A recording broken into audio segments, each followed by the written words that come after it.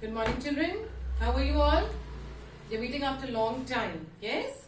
Okay, so today, now, we'll start with a new chapter. Chapter 10, Machines We Use.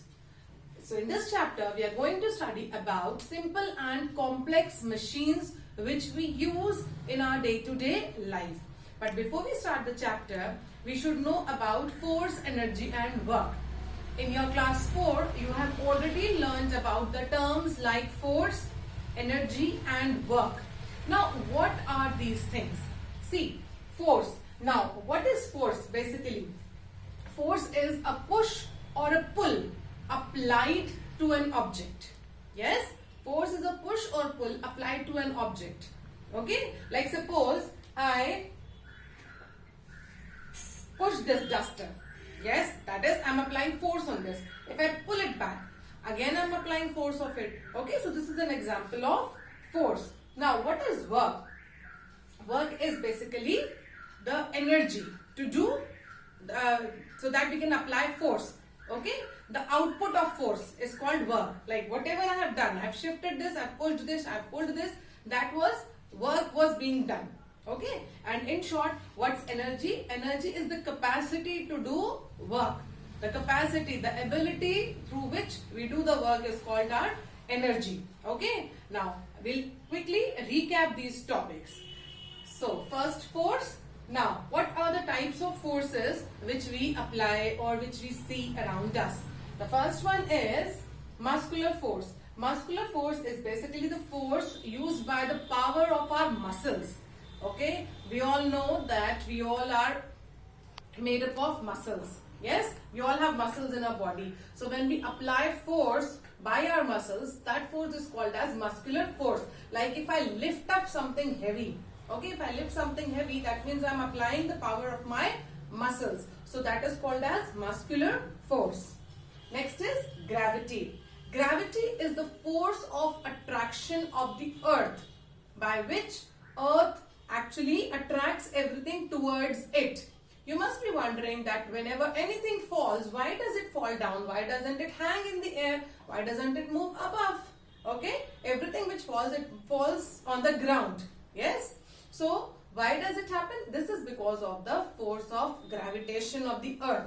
Okay, like suppose for example, I'll show you like suppose I drop this comb. Okay, suppose I drop this comb. It's now in my hand, so I'm applying little force to hold it. But if I drop it, it will not hang in the air. It will not move up. It will naturally move down. Why? Because the earth is attracting things towards itself every time.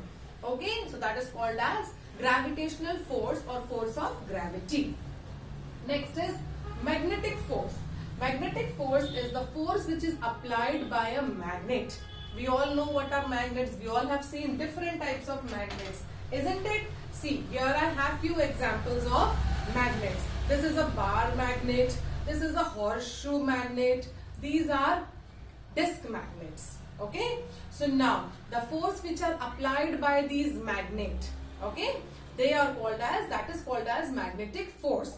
And we all know that magnet has two poles, two sides, north and south, north pole and south pole. And we also know that the north pole of one magnet repels the north pole of another magnet. Repels means to move apart, and opposite poles attract each other. Like north pole of one magnet will attract the south pole of another magnet. I'll show you with example. Like suppose I have two disc magnets over here. Okay, this side of this magnet is north. Okay, like suppose this side of the magnet, this side of the magnet is, one is north and one is south. Okay, that is why it is attracting. As soon as I bring them close, see, they quickly stick to each other. Okay, that means one is north and one is south. But if I turn any one of this, that means now this is north and this is also north. So now when I bring this close, you can see they are not at all attracting. If I leave it, this magnet will drop down. It will not attach to this because it is repelling. I can feel the force. I can feel the force of repulsion given from one magnet to the other. Okay, same way with these. Here you can see in magnets it's written sometimes that this is south and this is north. Okay, and here in this magnet also you can see it's written north and south, N and S. Yes, that means if I bring this south closer to this south, see, it will not stick, will not attract. But if I bring the same south to north, see here, what has happened? It has stuck. So this force is called as magnetic force. I hope it is clear. Okay, now the last force is friction. What is friction? Basically the force of two surface, okay, is called as friction. Like suppose I move my hand on this surface, okay, this is friction. If I rub my hand together, this is friction. So the force which is developed by these processes are called as friction. Okay, so I hope these types of forces is clear and you have already studied these in your previous class. Okay, now come to energy. Now to apply force, we need energy. Yes, energy is the capacity to do work. So, now here we have some forms of energy. Now what are forms of energy? See, forms of energy are basically the sources of energy from which we get energy. Yes, like we have many natural sources of energy on our earth. Sun, water, wind, plants, soil, they all give us energy. Sun is the main source of energy on earth, we all know. We all use solar heaters, solar panels, solar street lights. Okay, solar energy is used in so many things. And wind energy is also used in windmills to produce electricity and to run other gadgets. Yes, water is very important source of energy. We produce hydroelectricity. Hydel power stations run with the help of water.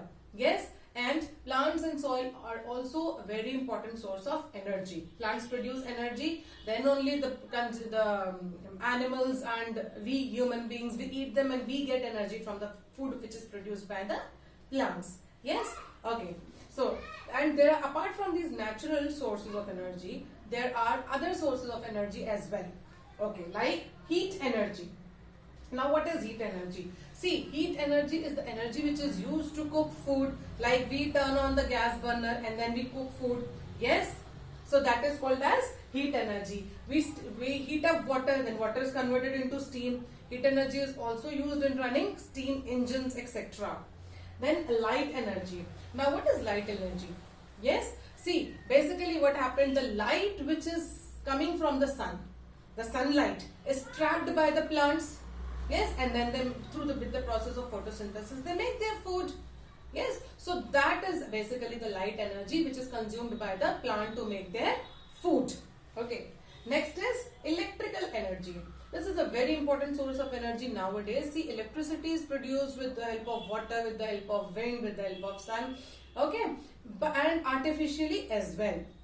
And electricity is a major role playing thing today. Yes or no? The bulbs which we are lighting in the room, the fans which we use, electric gadgets, every electric gadget, whether it's a washing machine, whether it's a refrigerator, your TV, your iron through which you iron your clothes, okay, kitchen appliances, everything they run with the help of, we charge our mobiles, our laptops, our tablets with the help of electricity. So electrical energy is also very important.